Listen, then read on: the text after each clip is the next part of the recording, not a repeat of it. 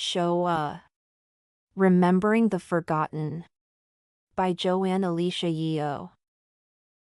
For the dead and the living, we must bear witness. Elie Wiesel. A million questions.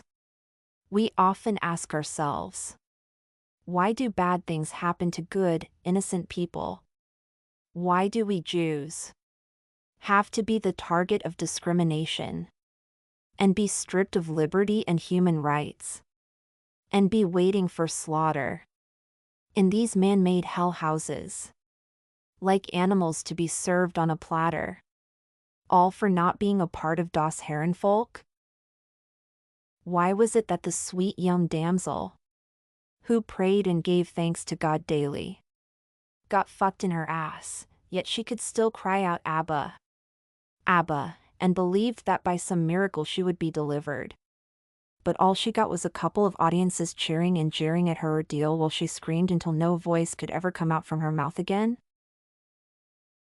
Why were little children and infants, who had hardly even the chance to live or make mistakes and never cursed anyone, put into gas chambers and piled onto wooden carts, as though they were only hay sacks, and dumped into fiery furnaces for having Jewish lineage?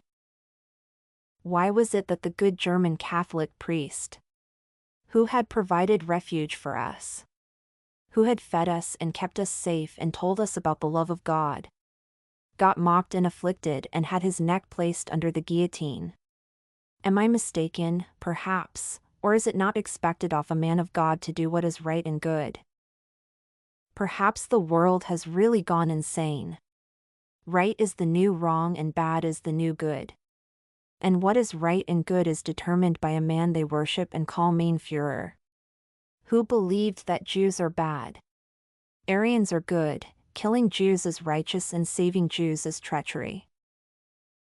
Too much propaganda made them delusional, like bulls who've been fed too much heroin that they start skewering fellow bulls and calves instead of the man waving the red flag. Haven't the people any eyes to see, or any minds to think for themselves? Is one's conscience really that easily clouded in this epoch of inhumanity? They were right when they said, a sheep needs a shepherd. But they seem to have missed out the word good, and in general, misunderstood the meaning of good.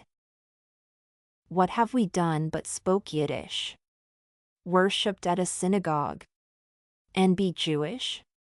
Where is God while we, claimed as a chosen people of God, suffer in the hands of iniquities and heinous acts?